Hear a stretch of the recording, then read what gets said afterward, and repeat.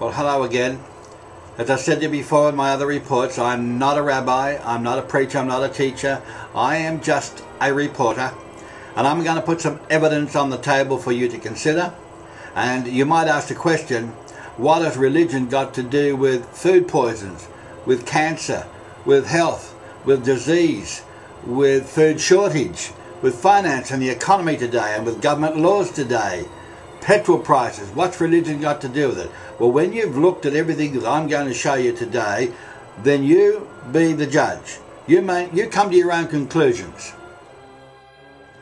For you to understand what's happening today, you need to understand all of what's happened in the past. There has to be a beginning. Now, I don't know what your beginning is, but you've only got two to choose from: the Big Bang or creation. And whichever one you believe in, I'll ask you just some simple questions.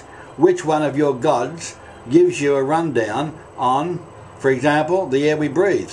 78% nitrogen, 21% oxygen and 1% argon. Who put that together for us so that we had what we need to breathe? Who put the water together, the H2O? The specific gravity, the pH, made all the habitat for all of the fish and the aquatic plant life. Who put the birds together with their ability to fly around the world, stay on the wing for 3 or 4 weeks, copulate on the wing, eat and drink on the wing, navigate a few thousand kilometres and then go back home to the same place?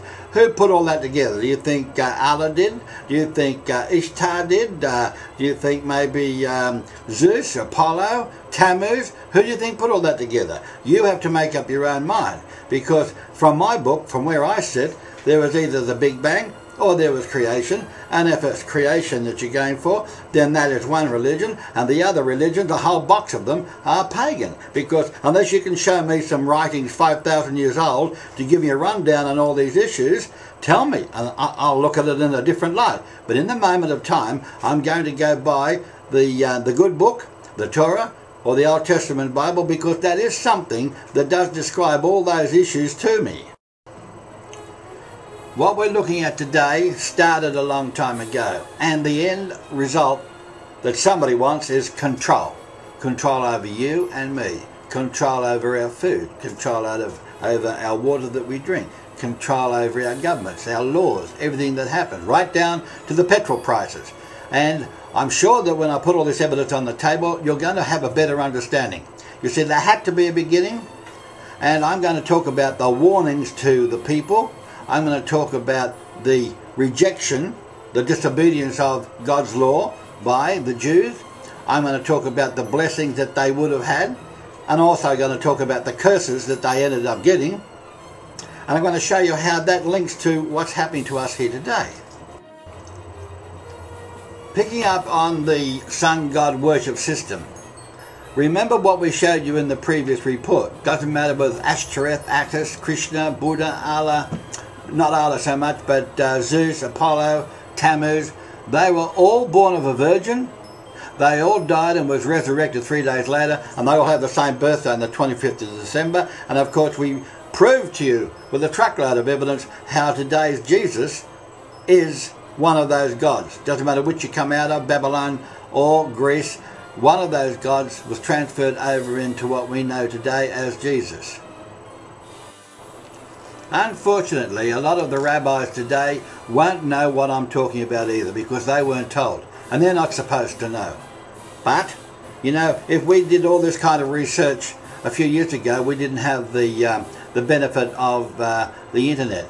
Today, every book out of the history is on the internet, and you can search it and you can find out the truth yourself. In the old days, we would have had to sit in a library, go back every day for months on end, read hundreds of books to get the information that I'm going to show you. But the rabbis are taught by rabbis, and they've been led down a garden path. They've been led down into observing what they think is correct, but it's not correct. They've been doing it now for 1,500 years, straight out of the Pharisees, and unfortunately they don't realize that they have been following pagan systems. Whatever conclusions you come up with, you cannot blame the lay Jewish people, because they just don't know any different. The the hierarchy of the rabbinical Lubavitch Hasidic, the Jewish movement, the hierarchy, they intimidate the lower people, and as a matter of fact, in their writings, you do not question, dare not question a rabbi. As a matter of fact, you'll find in the Noahide laws, as we come through later on, they say that they will behead anybody that hurts or goes against a rabbi. There's 4 main divine promises that have to be upheld, and they will be. They will not be broken at the end of time. And the first one we come through, they have warnings attached to them. In other words, it's a two-way street. They are all conditional. The main one in Exodus 33, Yahweh said to Moses, leave this place, you and the people you brought up out of Egypt, and go to the land I promised on oath to give to Abraham, Isaac and Jacob, saying, I will give it to your descendants. I will send an angel before you, and I will drive out the Canaanites, the Amorites, Hittites, Perizzites, Hivites and the Jebusites. Now notice the words there. The people are not going to drive them out so much as the living Yahweh God. He's going to drive them out. He said, go up to the land flowing with milk and honey, but I will not go up with you because you are a stiff-necked people, and I might destroy you on the way. He wasn't very happy with their attitude. Again in Exodus 34 he says, I will drive out before you the Amorites, Canaanites, Hittites, Perizzites, Hivites and Jebusites. Be careful, he says, not to make any treaty. Don't make any agreements with those who live in these lands where you are going, or they will be a snare unto you. Break down their altars, smash their sacred stones, and cut down their Asheroth poles. Do not worship any other god but Yahweh. I am a jealous God. He goes on to say, be careful not to make a treaty with those who live in the land. For when they prostitute themselves to their gods and sacrifice to them, they will invite you, and you will eat their sacrifices. And when you choose some of their daughters as your wives for your sons, then those daughters will prostitute themselves to their gods. They will lead your sons to do the same. In other words, don't have anything to do with them. Be separate. Deuteronomy 7, about driving out the nations. Yahweh, your God, brings you into the land you are entering to possess and drive out before you those nations. The Hittites, Girgashites, Amorites, Canaanites, Perizzites, Hivites and Jebusites. He says there's 7 nations much larger and stronger than you. Yahweh your God has delivered them over to you, and you have defeated them. Then you must destroy them totally. Make no treaty with them. Now all of these warnings were completely and totally ignored by the people. And they did in fact worship the idols of the people around them. It says, you are to do to them, break down their altars, smash their sacred stones, cut down their Asheroth poles and burn their idols in the fire. For you are a people holy to Yahweh your God. Yahweh your God has chosen you out of all the peoples in the face of the earth to be his people, his treasured possession. There were some blessings if they were to do this. The blessings if the Jews were to keep their conditions that they had made with the covenant with the Almighty Creator God Yahweh. In Deuteronomy 28 it says, if you fully obey Yahweh your God and be careful to follow all of his commandments that he's given you today, Yahweh your God will set you high above all the nations on the earth, and all the blessings will come upon you and accompany you if you obey Yahweh your God. You will be blessed in the city and blessed in the country. The fruits of your womb will be blessed, and the crops of your land and your young livestock will be blessed. Your basket and your kneading dough will be blessed. You will be blessed when you come in, and you will be blessed when you go out. Yahweh will grant that those enemies who rise up against you, they will be defeated before you. They will come at you from one direction, but flee in 7 directions. Yahweh will send a blessing on your barns and on everything you put your hand to. Yahweh your God will bless you in the land he's giving you.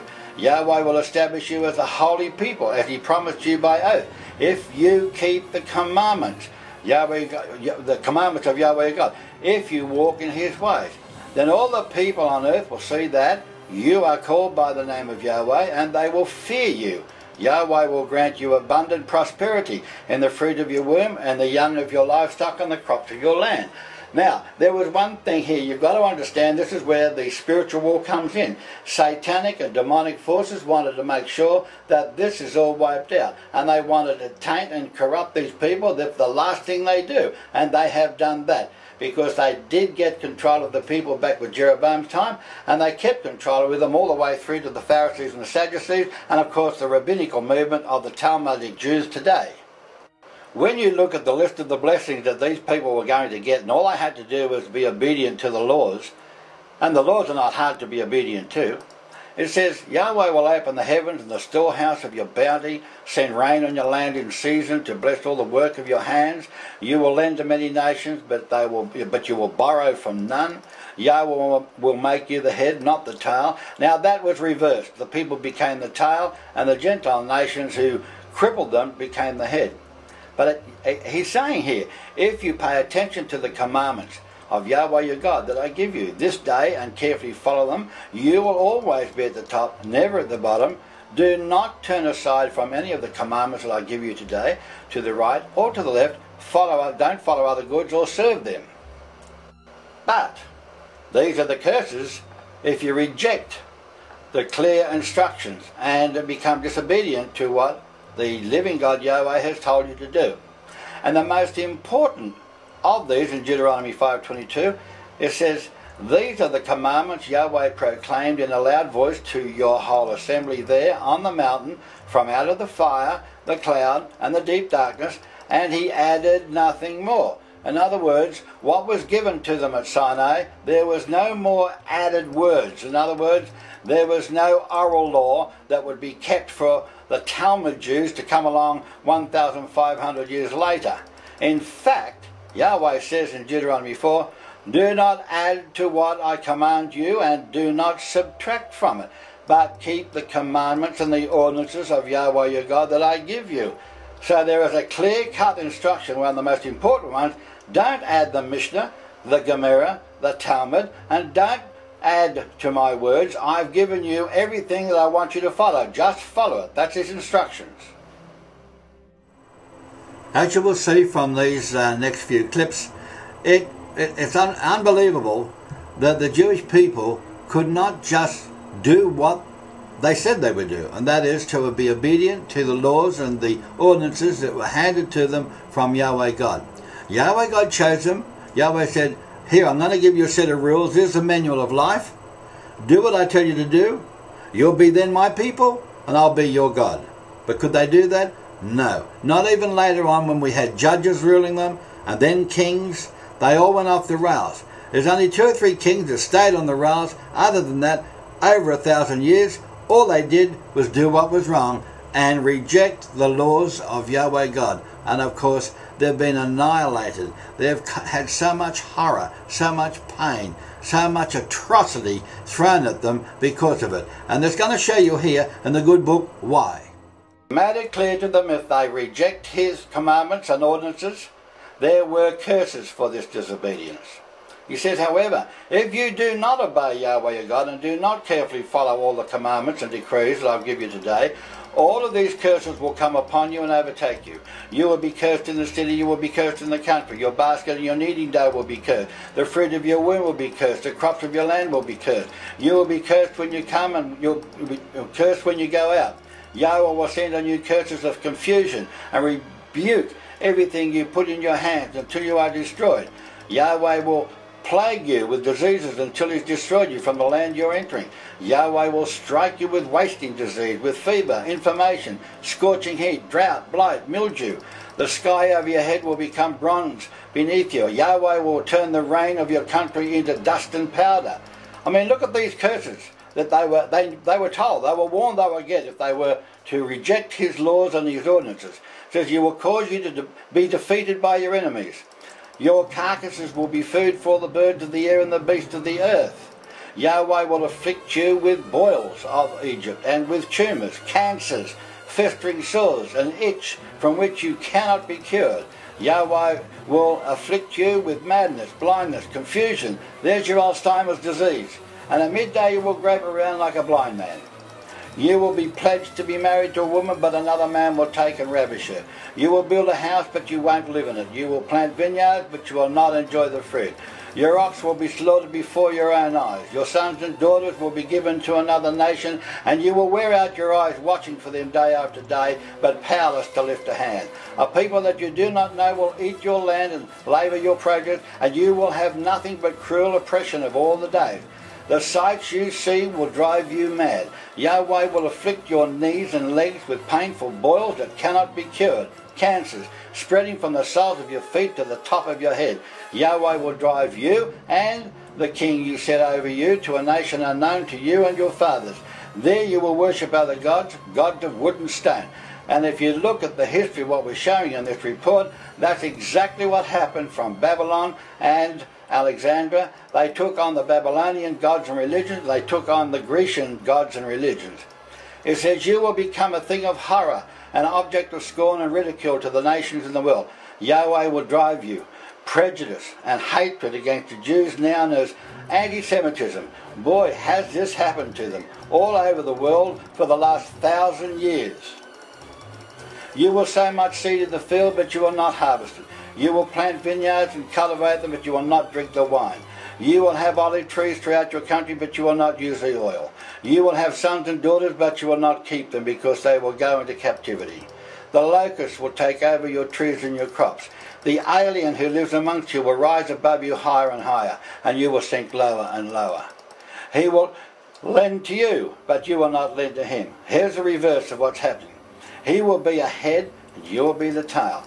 And all these curses will come upon you. They will pursue you and overtake you until you are destroyed, because you did not obey Yahweh your God.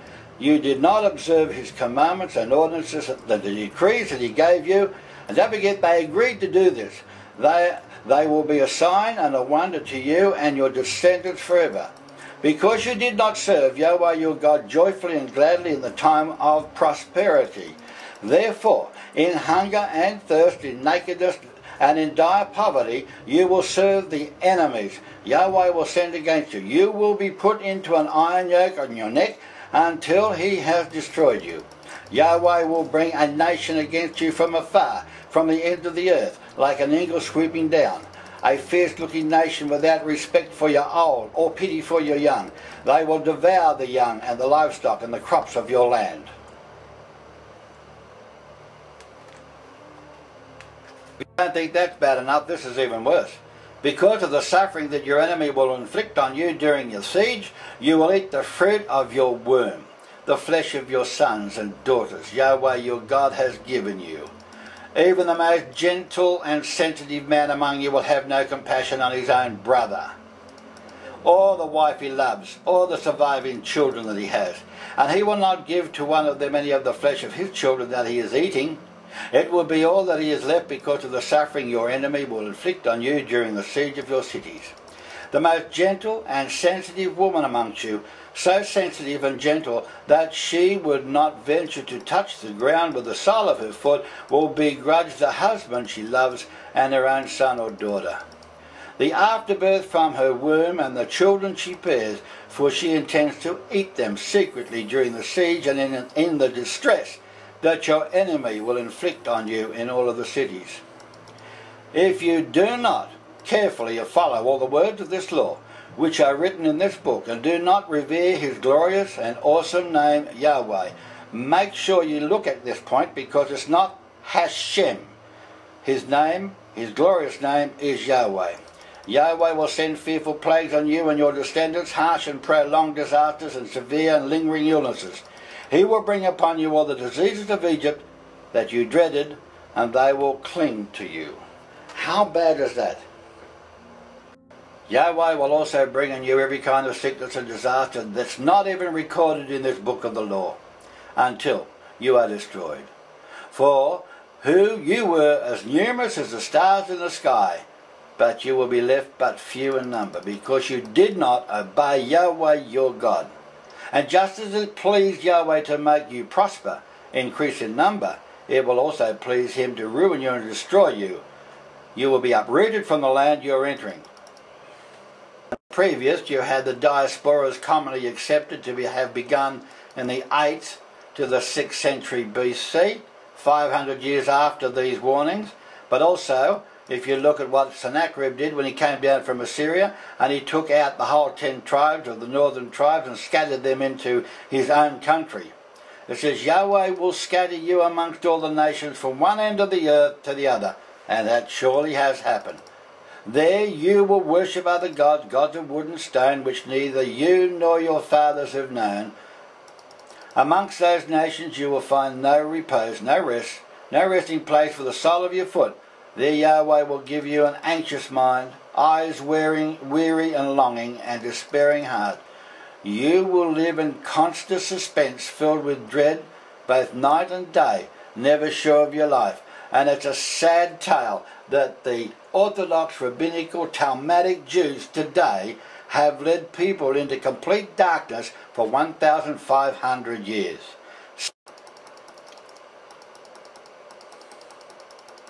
It's such a shame that the Rabbinical movement, which is a swing over from the Pharisees back at 1 AD, with the first 100 years AD, the Jews received the curses for rejecting the conditions of the covenant, which with their God, Yahweh, as it was predicted. And then you come up to the last 100 years, the last 50 years. They were forced into exile from Europe. Guess why? To build Palestine. Because of their rejection and disobedience to the law of God, and because they, by now too, over those 1,500 years, they've been totally led by the wrong leadership, which is now the rabbis today. The rabbis today are following what was handed down to the Pharisees. The Pharisees were following what was handed down to them from Jeroboam, and that was apostate religious system. They weren't worshipping according to the Torah. They say they were, but they weren't. They come up with the Talmud. They shouldn't have. God said, don't add to my words. So the Talmud and the Talmudic Jews are under the influence of who? If they are under the influence of Yahweh, well then they wouldn't have come up with the Mishnah, the Gemara and the Talmud. So if they're not under the influence of Yahweh, then who's the influence over them? Who are they under? Obviously the demonic, the satanic rule. They're not under the rule of Yahweh. We made that clear to you in the previous clips. So here we now see right through to the 15th, 16th, 18th, up to the 18th and the 19th century. Have a look what's still happening to them. Well, as you've seen, Yahweh God, the God of Abraham, Isaac and Jacob, warned that all of these things would happen to them because of their rejection of the reality of the real world. This is what's happened to the Jews in the last couple of 100 years, and I'll highlight a few points here, and I'll tell you something. When you look at this, it's hard not to cry. In 1903, at Easter, government agents organised an anti-Jewish pogrom in Kishinev, Moldova, Russia. The local newspapers there published a series of inflammatory articles. There was a Christian child was discovered murdered, and a young Christian woman at the Jewish hospital committed suicide. The Jews were blamed for the death. Violence ensued. There was 5,000 soldiers in the town at the time. They did nothing. And when the smoke had cleared, 49 Jews had been killed, 500 were injured, 700 homes looted and destroyed, 600 businesses and shops were looted, 2,000 families left homeless. And later, it was discovered that the child had been murdered by its own relatives and the suicide was unrelated to the Jews. The saddest part of this story is the fact that the hierarchy Jews, the banking cartel, the Rothschilds, the Rockefellers, and right through now to Dick Cheney, all these people, hierarchy Jews, Talmudic Jews, they're not led by Yahweh, and they are still behind the same horror and atrocities. And they were orchestrating all the way back here, as you will see, the way the poor Jews were annihilated. They're being, look, what can I say? The horror that was going on was caused by the Jews. So Jews were killing Jews, knowing that their people were getting killed. How treasonable is that? I mean, that's just horrific. If you want to talk about horror, well, they knew how to do it, and they allowed it. Look, these same people that you're looking at in these clips now, they financed Hitler. They gave him the oil. Who did? The Jews did. By whose money? The Jews' money. 105. The Okhrana, the Russian secret police, in the reign of Shah Nicholas II, converted an earlier anti-Semitic novel into a document called the Protocols of the Elders of Zion, and it was published privately. Now this is your link from the past to the present. Who owns the money today? The Jews. Who owns the Reserve Bank of USA? The Jews. Who owns the Bank of England? The Jews. Who owns the Reserve Bank of Australia? The Jews. It's even a bigger Jewish cartel than it was back here a couple of hundred years ago. They still own the money. They still give you or me the recessions. Believe it or not, they do. They print the money for the government. But worse than that, they can control and make a Tsar, as you know, they got rid of one. They can make and control a king. They can make and control a president. And they can make and control a prime minister. Because they are in the secret organisations such as the Masons, the Bilderberg, the Skull and Crossbones, and all of their members, they're Jews. They're hierarchy Talmudic Jews, and they are controlling us today from behind the scenes. And when you cry out against the Jews for doing the dastardly things, then they hide behind the cliche that it's anti-Semitism. No, it's not. You have every right to growl about these people because they are war criminals. They're thieves. They are outright criminals. And they hide behind the cloak of doing the right thing as a Jew of Abraham, Isaac and Jacob. No, they're not. As we showed you many times, the God of the Torah is not the same God as the Talmud, and they're not led by the God of the Torah. In 1997, a Russian Orthodox priest, Sergius Nilus, he published them publicly in 905. It was promoted as a record of secret rabbinical conferences whose aim was to subjugate and exterminate Christians. The protocols was used by the Okhrana in a propaganda campaign that was associated with the massacres of Jews. These were the Tsarist pogroms of 1905 to 1915. 600,000 Jews were forcibly moved from the western borders of Russia towards the interior, and about 100,000 died of exposure or starvation. In 1917, in the civil war following the Bolshevik Revolution of 1917, the reactionary white armies made extensive use of these protocols to incite widespread slaughter of the Jews. 200,000 Jews were murdered in the Ukraine alone, and at least 1/3 of these were children. In 1920, the protocols reached England and the United States. They are exposed as a forgery. Everybody knows they're false, but they're still widely circulated, and Henry Ford uses them. He sponsors a study of international activities of Jews, and this led to a series of anti-Semitic articles in the Dearborn Independent, which were published again as a book. In this, The International Jew in 1920, the defeat of Germany in World War I and the continuing economic difficulties were blamed in that country on the Jewish influence. One anti-Semitic poster has been preserved from that era, and it shows a German, presumably a Christian woman, and a male Jew with distorted facial features, a coffin, and the word Deutschland, Germany. In the 1920s and the 1930s, Hitler wrote the Mein Kampf. He says here, "Today I believe that I am acting in accordance with the will of the Almighty Creator. By defending myself against the Jew, I am fighting for the work of the Lord," he says. The protocols were used by the Nazis to whip up public hatred of the Jews in the 1930s, and widespread pogroms occur in Greece, Hungary, Mexico, Poland, Romania, and the USSR. In 1936, Cardinal Laud of Poland, he urged Catholics to boycott Jewish businesses. And in 1938, on November 9, the Nazi government in Germany sent stormtroopers, the SS and Hitler Youth on pogroms that killed 91 Jews, injured hundreds, burnt 177 synagogues and looted 7,500 Jewish stores. Broken glass could be seen everywhere.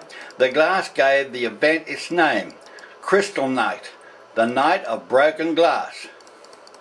In 1938, Hitler brought back the century-old church law, ordering all Jews to wear a yellow Star of David as identification. A few 100,000 Jews were allowed to leave Germany after they gave all their assets over to the German government. I might add something here too. They were proscribed. That means they were not protected under the law of the land. And again, that will happen, as we'll come into that subject later on. This is the kind of propaganda that was issued by both the Christians and the Catholics. There's a Reverend Father Charles E. Coughlin.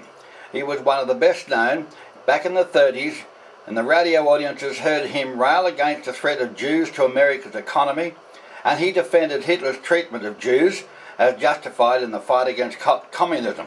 Would you believe that? Many universities, they set a limit on the maximum number of Jewish students that they could accept.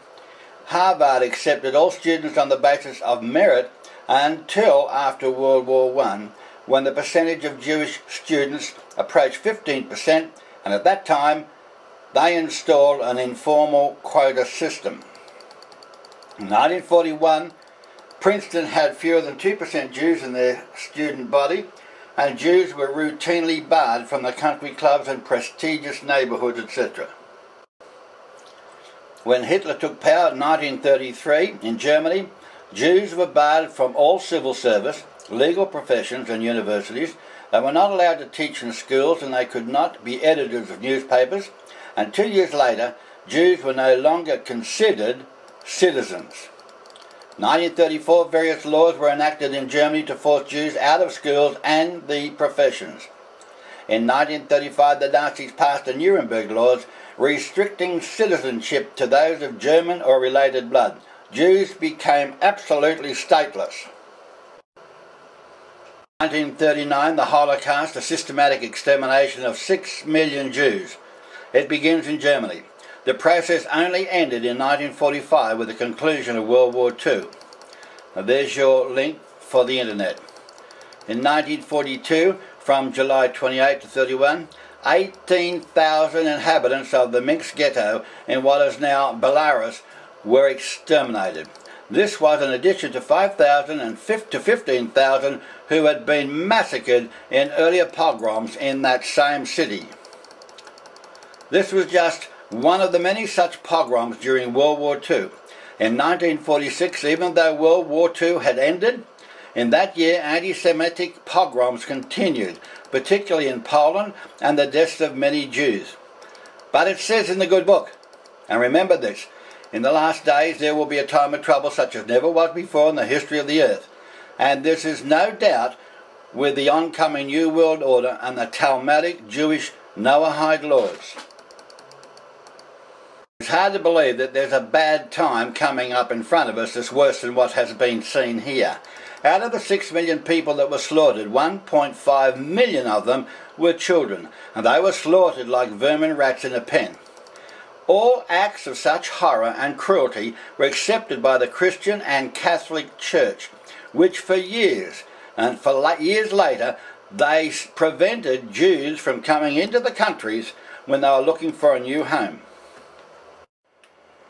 Now this is only about 20 odd years after, and this is after the Rothschilds, the Rockefellers, the Talmudic Jewish hierarchy have orchestrated the wars, and they've financed the wars, including financing Hitler, and they knew damn well what Hitler was up to. Now this is members of the Sonderkommando at Auschwitz and Birkenau. They're burning corpses in open pits during the summer of 1944. It tells you here, when the crematoria ovens were not functioning properly or were insufficient to dispose of the huge volume of corpses, the bodies were burnt and then buried in ditches. These photographs from Birkenau, they were secretly done by members of the Polish resistance, and several of them were smuggled out to England and picked up by the people later on. And it tells you there, where you can go into the internet and get it, but this is just an example of the terrible atrocities that were happening, but they were also financed by the Talmudic Jewish hierarchy. Where's the compassion of human beings? Where's their kind heart? The churches, they were behind the movement that blocked any of these poor Jews from entering countries, and this included Australia, USA and Britain. And there were ships full of Jews wandering around in circles in the ocean with nowhere to go.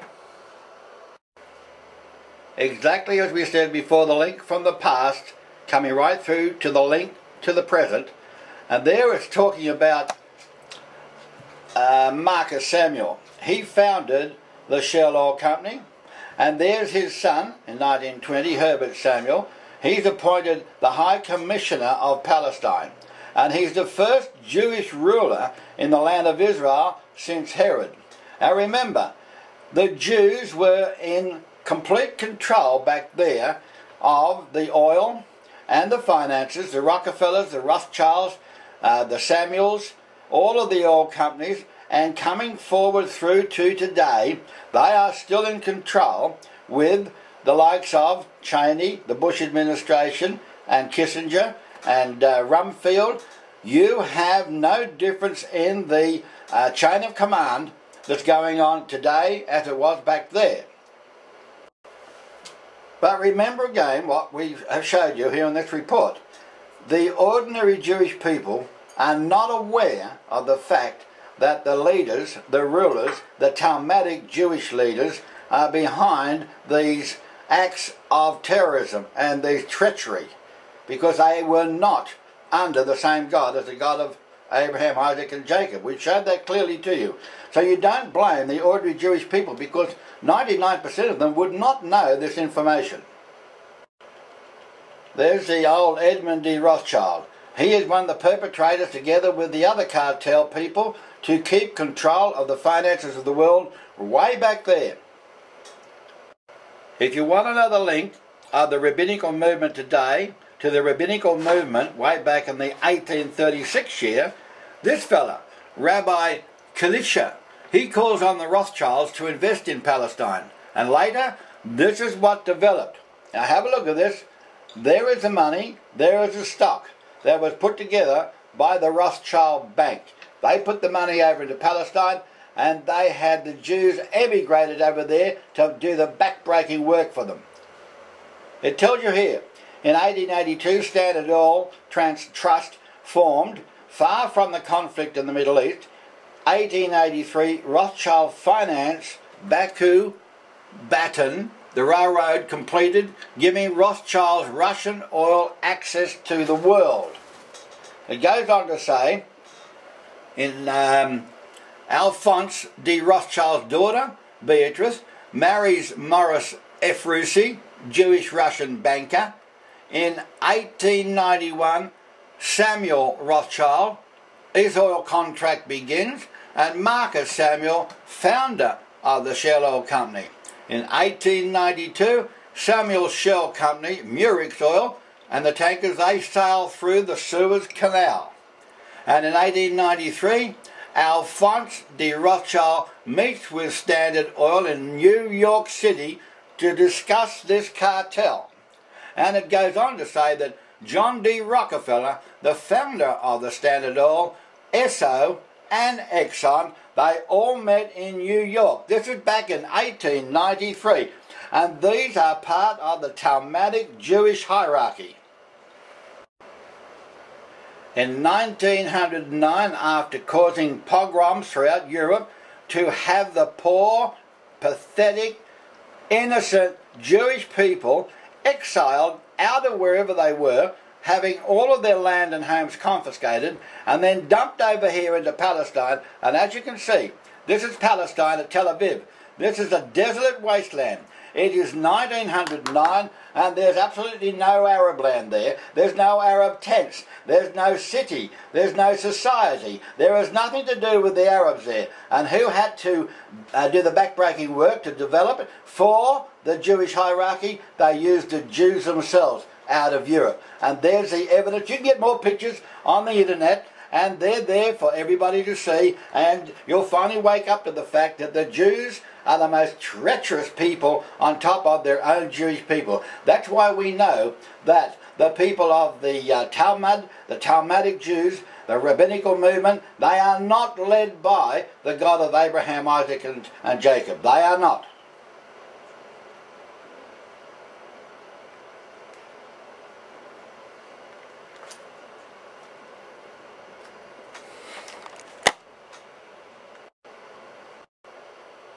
Now remember, I just showed you that back in the 1919, 1920, 1925 era of time, these hierarchy Talmudic Jews orchestrated the emigration of millions of Jews out of Europe.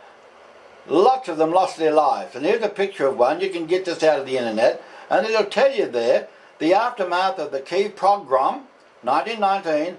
Civil war broke out in Russia when the communists seized control, and it was in 1918. In the course of this civil war, 1,326 pogroms took place in Ukraine alone. Can you believe that?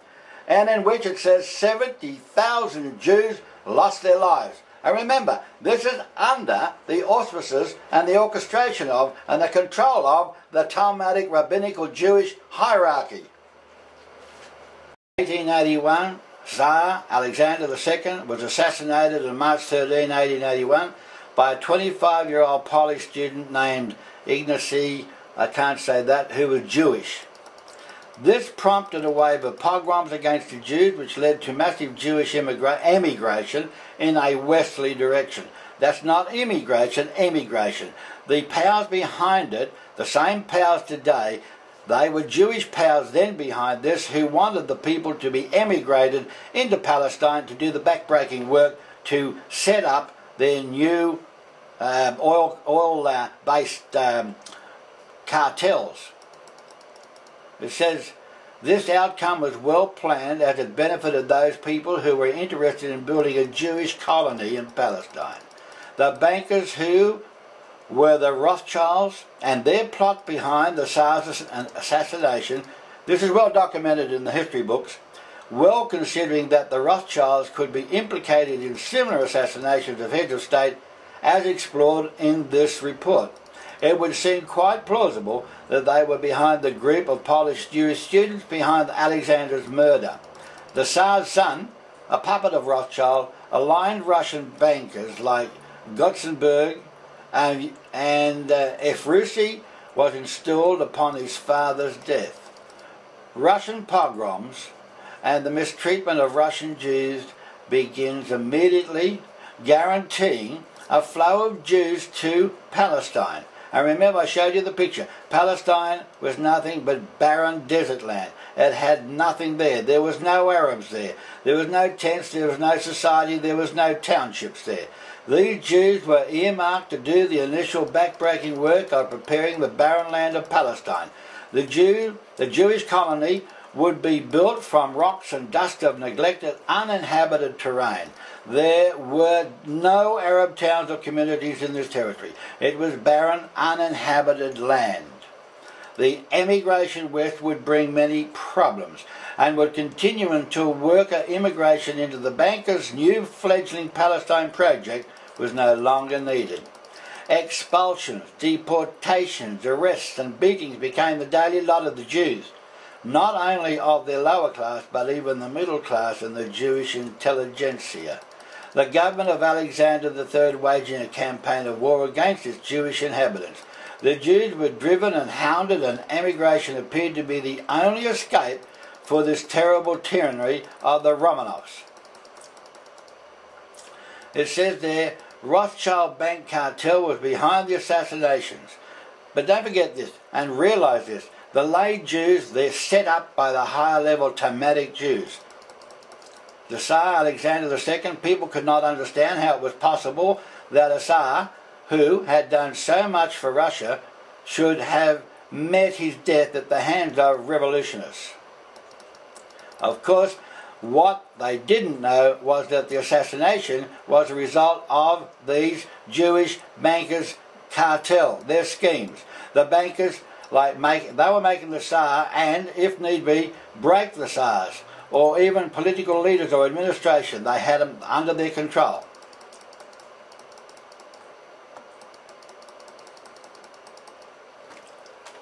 The scandal was designed by the French Rothschild people in their secret society connections and the Masonic connections. You've got the same secret society connections and the same Masonic secret society connections right through to the Bush administration and the whole lot of them today behind the New World Order. 1896, the automobile created a new market for oil with Ford. And don't forget, Ford supported Hitler because the future of the world's automobile industry would depend on an uninterrupted flow of oil from the Middle East. As safeguarded by a militant Israel, Hitler would ensure the safety of Israel from a potentially fatal threat. Continuous waves of penniless immigrants threatening Israel's stability. Israel is the keystone of stability in the oil-rich Middle East, and Ford was very much aware of this. In 1905, within about a single week in October 05, more than 50 pogroms took place in the Tsarist Russia. With a 90% turnover, many immigrant labourers were needed in Palestine to accomplish the initial work that had to be done by these Talmudic, rabbinical, Jewish leaders and the bank cartel. The pogrom is a Russian word that means to wreak havoc, to demolish violently. Historically, the term refers to violent attacks by non-Jewish populations on Jews in the Russian Empire and in the other countries. The first such incident to be labelled a pogrom is believed to be the anti-Jewish rioting in Odessa in 1821.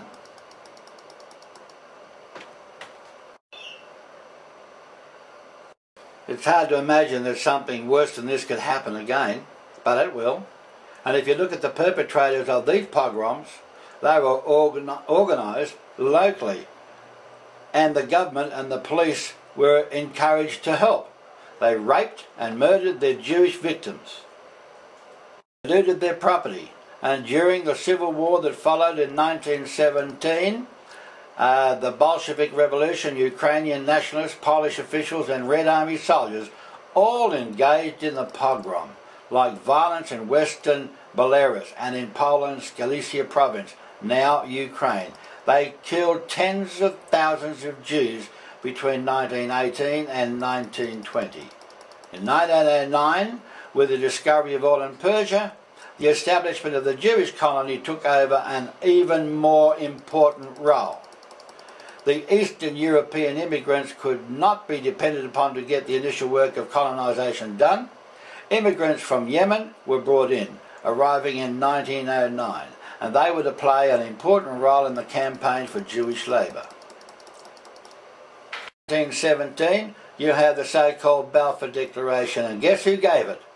You see it there, Lord Walter Rothschild, one of the bad boys, one of the Talmudic Jews with his mates, who set up the whole thing as a treacherous, treasonous person. In 1919, Versailles, the Treaty of the Ottoman Empire was carved up, and oil states were created such as Iraq, Iran and Kuwait. In the aftermath of the Kiev program in 1919, civil war broke out in Russia when the communists seized control in 1918. In the course of this civil war, 1,326 pogroms took place in Ukraine alone, in which 70,000 Jews lost their lives. They were slaughtered. And in truth, the Jews were not pushing the Arabs aside, but remember, the Jews were brought to Palestine for a specific purpose. a military purpose, and they were not going to become a military people if they were allowed to exist in a peaceful environment. So they drummed up the problems with them with the Arab people. This is the key to understanding the Middle East conflict today. Arrangements were made as they were in Tsarist Russia to violently provoke the Jews. This time they would be encouraged and trained in militarism.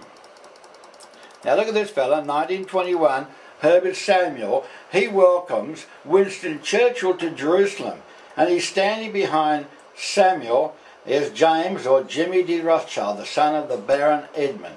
Samuel's oil tankers were bringing Rothschild's oil through the Suez Canal to be delivered to Churchill's newly oil-fueled Royal Navy. And this is the Shell Oil Company. And these fellas are the beginning of the Shell, the Esso, and the Exxon oil companies, and of course the Standard Oil Company. And it is the Standard Oil Company that finances and provides all of the fuel and the oil to Hitler, to the Germans, to kill the Jews.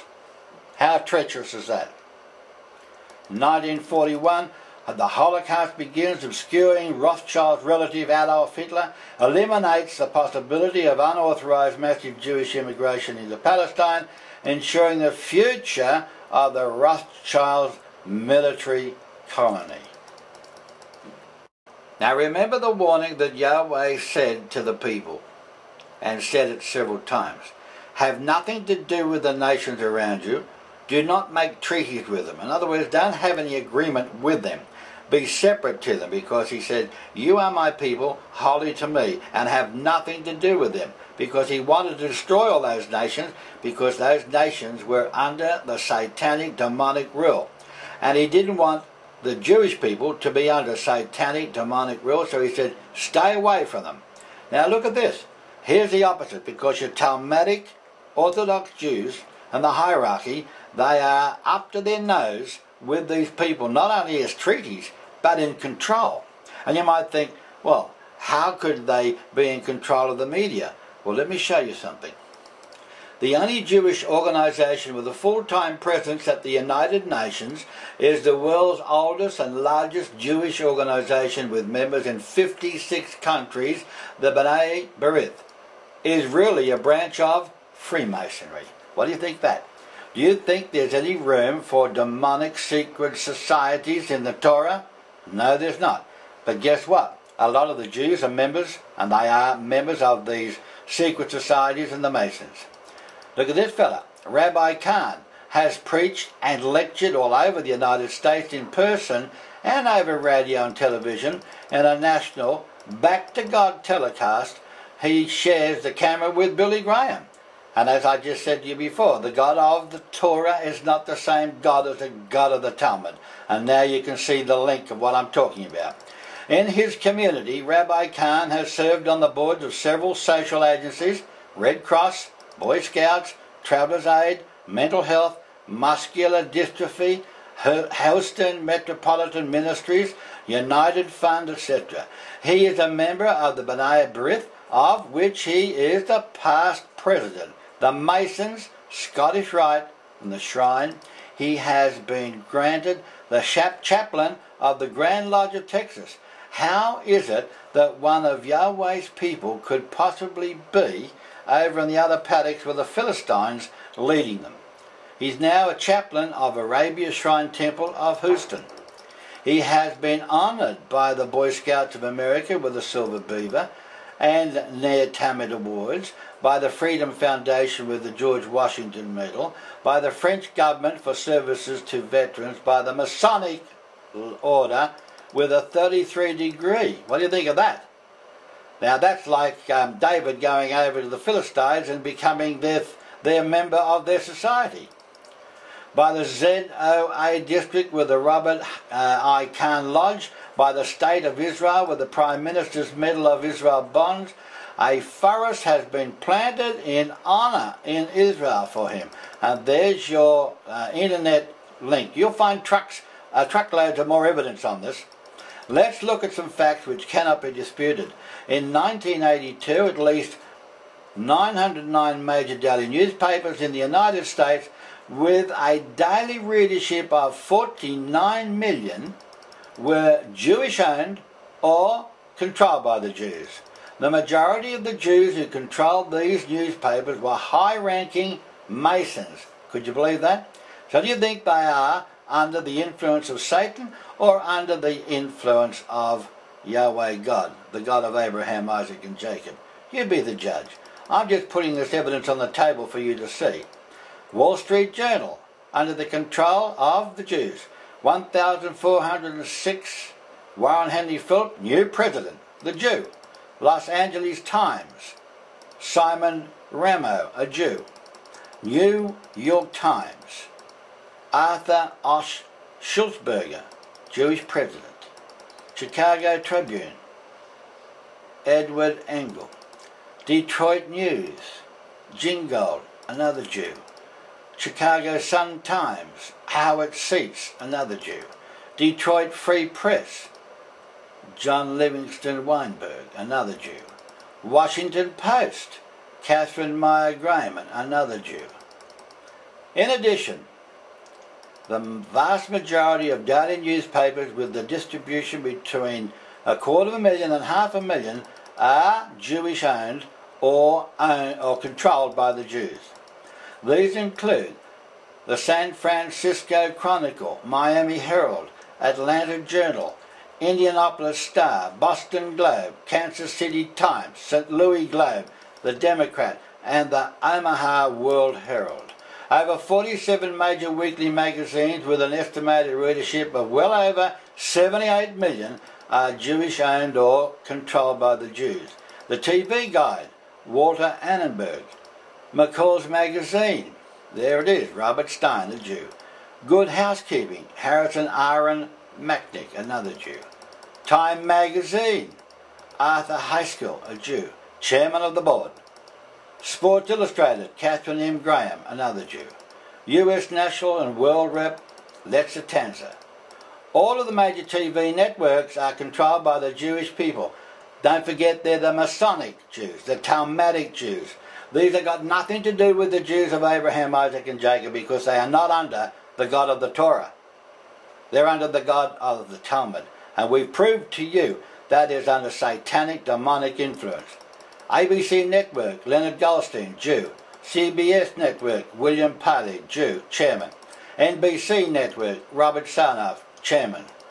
Metro Media Network, Herbert Klein, a Jew. AOL is the largest internet service provider in the world with 34 million US subscribers. It is now being used as an online platform for the Jewish content from Time Warner, Jody Kahn and Meg Seisfeld, both Jews. They lead Time Incorporated.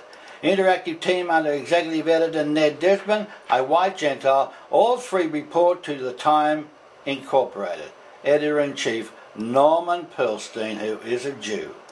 Their job is to transfer Time Warner's content to target specific segments of America, online audiences, especially women and children and teens. What do you think of that? Could you imagine any of Yahweh, any of his people, the original Jews of Abraham, Isaac and Jacob, taking part like this in the worldly affairs and the media? Could you imagine? Well, there's the evidence in front of you, and there's a lot more on the internet. There's one more I better give you. The NBC Universal, another Jewish media mogul, is Edgar Bronfman, Jr. He headed Seagram Company Limited, the liquor giant. Here's another one for you. Rupert Murdoch's News Corporation owns Fox Television Network, Fox News and FX Channel, 20th Century Fox Films, Fox 2000, and as the publisher HarperCollins. News Corp is the fifth largest mega media corporation in the world with 2003 revenues of approximately $19 billion. It is the only other media company which comes close to the top four. Its Fox News channel has been a key outlet pushing the Jewish neoconservative agenda that lies behind the Iraq War, and which also animates both the administration of George W. Bush and the new conservatism, and embraces aggressive Zionism and multiracialism. Murdoch is nominally a Gentile, but there is some uncertainty about his ancestry. Now just realise something here, that we have the United Noahide Council, which has also got these people heading it up, and we've got the push now to start the new Sanhedrin in Jerusalem, also with these people pushing behind it. I remember in our history books, the Sanhedrin that was there in 100 BC, 100 AD, how corrupt they were. And it's well documented how corrupt they were then, and there's your link coming right through to today, how corrupt they are. Now you can see that when you have something happening around you in the local council level, where they're making you drink poison fluoride water, or whether they're making you drink recycled sewage water, or whether your state government or a country government has been turned into a corporation pending the arrival of the New World Order, and you want to go to the media and ask for the media to cry out aloud with you, and they won't. Now you know why. They're not so much, yeah, they're gagged. They're gagged because, you see, it is those Jewish hierarchy that's going to give us the Noahide laws to live by, and they're not going to let you go to the public with a story how much you don't want their idea, how much you don't want the New World Order, how much you don't want the government to be changed into a corporation, and all the effort that you will put into trying to cry out about it will be completely squashed. You might say to yourself, well, how do these Talmudic Jews have such control? Well, we've already shown you that they're members of the secret societies and the Masons, but look at here. A lot of the presidents known as being Freemasons or to be closely associated with Freemasons. More than 2 out of every 3. And this causes corruption at every level. Why? Freemasons and the offshoots and affiliated organisations are the Skull and Crossbones. All of these organisations are sworn to tell lies, even to commit perjury in order to protect a brother, regardless of what crime that brother did. The common link to the past and for the present time. Freemasonry is the largest international secret society in the world. It has more than 6 million members. It is an all-male organisation whose principles are explained as brotherly love, relief and truth. What makes Masonry so influential is the fact that of its many millions of members, so many occupy the leadership positions in the governments all around the world. In our country, there is nearly always a significant percentage of Masons in the White House staff, in the Cabinet, the Senate, Congress, Supreme Court, the Pentagon, as well as all the top business management. Masons included in this country of America, George Washington, 1789, James Monroe, 5th President, Andrew Jackson, 7th President, James Knox, 11th President, James Buchanan, 15th President, Andrew Johnson, 17th President, James Abram Garfield, 20th President, William McKinley, 25th President, Theodore Roosevelt. Now you wouldn't think that, but here it is. Theodore Roosevelt, 26th President. William Howard Taft, 27th President. Warren Gamaliel Harding, 29th President. Franklin Delano Roosevelt, 32nd President. Harry S. Truman, 33rd President. Gerald Ford, 38th President. Lyndon Baines Johnson, 1908 to 1973. Now, there's something you should realise about that, because President Kennedy abhorred secret organisations and was well outspoken against being in or having anything to do with secret organisations. And if you look up on the internet who killed him, you can rest assured that he was murdered by the secret organisations. There's no question about that. William Clinton, President, the 42nd President. Now look, he was tried in the Senate, which is, the senators are members of the secret society, sworn on an oath to protect their members. He was tried in that Senate and all the charges were dropped against him. And he was definitely guilty because it was common knowledge that he was guilty. Now Obama, Barack Obama, he's also a 32nd degree Prince Hall Freemason. And the name of God, for those who want to know, in the Masonic is Jabulon. or Jobelon. They claim it is a three-part composite name of Osiris, god of Egyptians, Baal, the god of Babylonians, and Yahweh, the god of the Israelites. Well, you can rest assured that that can't be, because everything about this report is Yahweh saying, have nothing to do with them. Yahweh saying, I do not share my glory with any other. And Yahweh making sure, have nothing to do with Baal. As a matter of fact, you've just read, Yahweh says, tear down the Asherah poles. Get rid of and burn the Baal. Get rid of them. Remember? And here they claim that he's involved in their name of God. You saw that Osiris, the god of the Egyptians. In the previous report we showed you categorically that Jesus Christ and Mary is a swing over from Osiris. So you have the corrupt and the apostate religions being involved in everything right through, and the common link is there to show you. President Eisenhower was a member of the anti-American organisation known as the Council of Foreign Relations, the CFR. He was also a member of the exclusive Bohemian Club. Herbert Hoover, president, he belonged to the secret societies of the Bohemian Club. George Bush, President Bush and his father, they are members of Yale Skull and Bones secret society, also known as the Brotherhood of Death. You want to find out more information on this, there's the internet. You can go in and ask the question and you'll find a truckload of evidence concerning these people and concerning these secret organisations, which are the government behind the government. If you think that you're electing people to go into government to look after your mandate of what you want them to do, I'm sorry, you're looking at nothing. They are puppets who are told what to do, otherwise they're either kicked out or they're assassinated.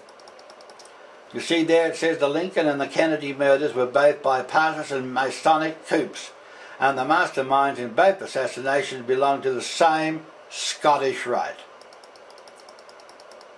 Since Clinton is an illegitimate great-grandson of the old D. Rockefeller, who created the infamous Standard Oil Trust, you don't have to have a good imagination where his influence comes from.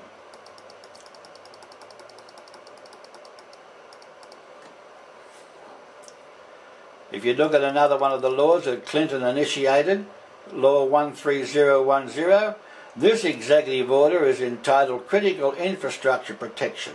What do you think about that? It established a commission made up of the history of the United States when an emergency is declared. This commission includes heads of Department of Defense, Department of Commerce, Department of Transportation, CIA, FBI, and FEMA. This means that they will whip up a frenzy to get public support to bring in new laws, as they have done, on the pretense that they're at war. And of course their last trick is to have a war on terror after the 9/11, which they are responsible for doing. And there is literally tens of thousands of scientists, engineers, who have come on the internet to prove to you that the 9/11 was a false flag operation by the administration of USA. It had nothing to do with the boogeyman called, some fella called over there in Afghanistan, of Osama bin Laden. He'll never be found because he's not supposed to be found. And this setup of having a trial now after keeping people locked up for months on end, torturing them to act as guilty parties, you'll find is an absolute travesty of justice. You want to look at some more about this? There is the internet connections. Now the tenets of the secret societies, the Masons, the tenets of the Talmudic Jews, the Chabad, Lubavitch Jews, they teach in reincarnation. They teach that you'll come back a second or third time. And of course, this is demonic, this is satanic, and this is Babylonian paganism, because the Bible says, it is appointed unto men to die once, but once.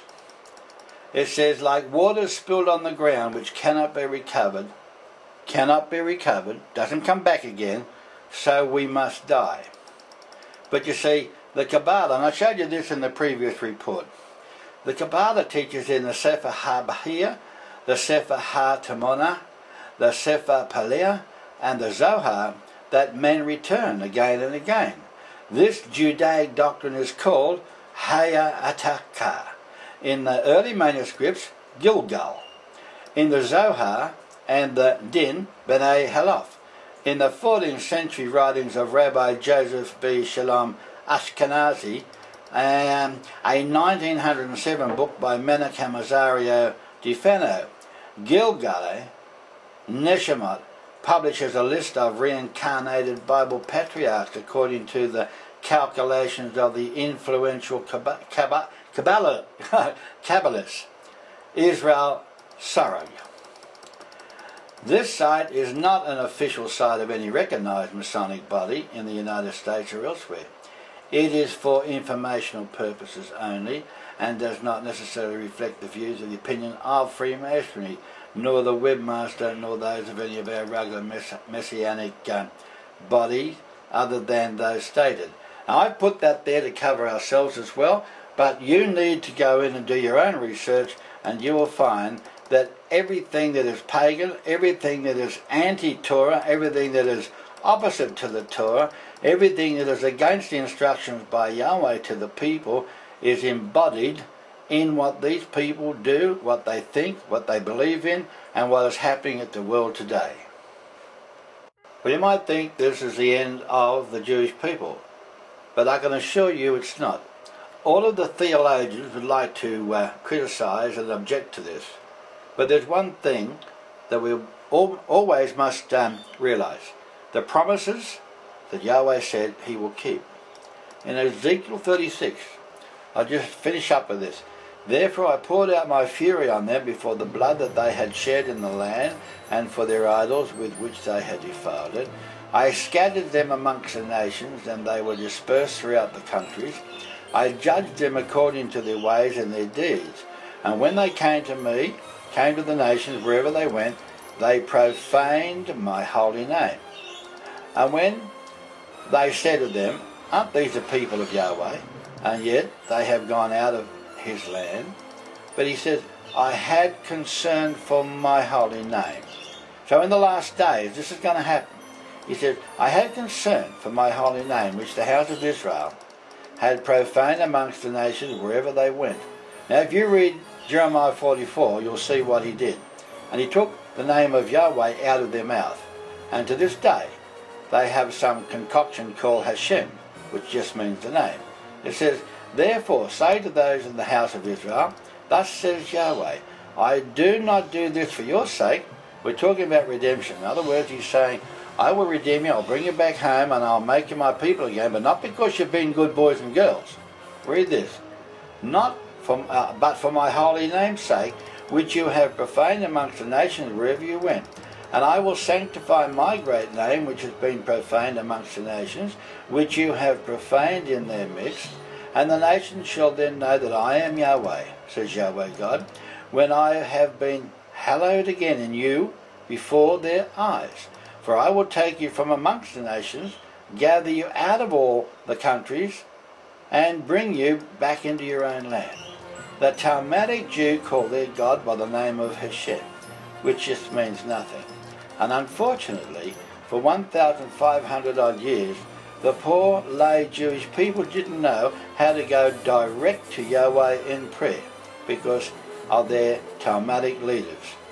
It says in Isaiah 4, and it shall come to pass that he who is left in Zion and remains in Jerusalem will be called holy, everyone who is recorded amongst the living in Jerusalem, when Yahweh has washed away the filth of the daughters of Zion, and purged the blood of Jerusalem from her midst, by the spirit of judgment and by the spirit of burning, then Yahweh will create above every dwelling place of Mount Zion, and above her assemblies, a cloud and a smoke by day, and a shining flaming fire by night. And if you remember where that happened before, that was way back when he brought them out of Egypt. It's all going to be done again to protect his people. And there will be a tabernacle for the shade of the daytime and from the heat, for a place of refuge and for a shelter from storm and rain. So it's on this earth where there's storms, there's rain, there's hot and cold temperatures. So what's going to happen? However, be warned, the protection only falls on the genuine people of Israel who love Yahweh. You know why?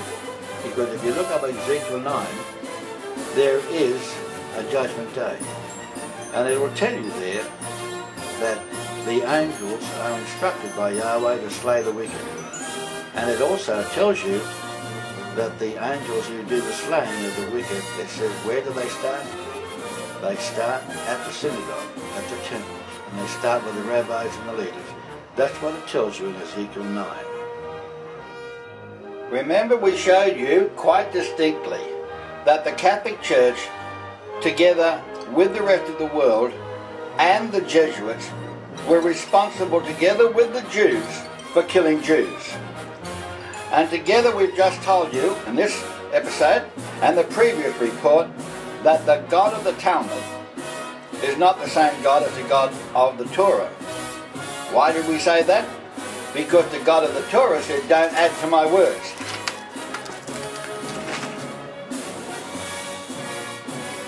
For those who understand a spiritual war is going on, they will realize that the atrocities, the horror inflicted on mankind by Catholicism and that church led by that man there in that picture has not changed. They have not given up the power that they want, and that's ultimate power over all religions, ultimate power over all people. Well, you've got enough evidence on the table now to consider, and you can see all through these years the same Rothschilds, the same banking cartel that took control of the Bank of England, took control of the USA Reserve Bank, took control of the Australian Reserve Bank. They've taken control of the banks all over the world, and they've still got control. You think the government have got control? No. They can make or break a government. You think they can make or break a president, a prime minister? They certainly can. And that's exactly what they do. Do you think they're going to cause a global crash? They certainly are, because they got the power to do it. They print the money. They actually cause the inflation. They cause the recession. We don't. The government doesn't. They do. And they're going to cause the worst crash that's ever happened in the history of mankind. And there's detention camps to lock people up, because you know what? There will be absolute anarchy when they cause a global crash. And that's what they have to do to bring in the New World Order. You wait and see. We gave you before in the report that it's up to you. You need to look up United Noahide Council. Look up who are the members of it. You need to look up the Sanhedrin that's going to be developed again over in Jerusalem.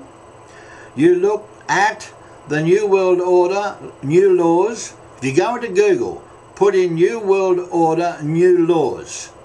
And I think you'll find there is an article there from thelastdaysreporter.com. And there is a video. So if you click on the video, you'll get a lot of evidence about it right there. But you look it up yourself. Come to your own conclusions. And it's pretty frightening. We don't want the New World Order. We've got already a touch of it happening around us. The idea of turning governments into corporations. This is the tip of the iceberg. This is the edge of the knife. The idea of controlling local councils from a state government level. This is part of the New World Order. If you look up Agenda 21 on the internet, that will give you some more information on it. You're going to be absolutely shocked. But the worst thing, we're looking down the nose of, as it says in the good book, a time of trouble such as never was before in Earth's history.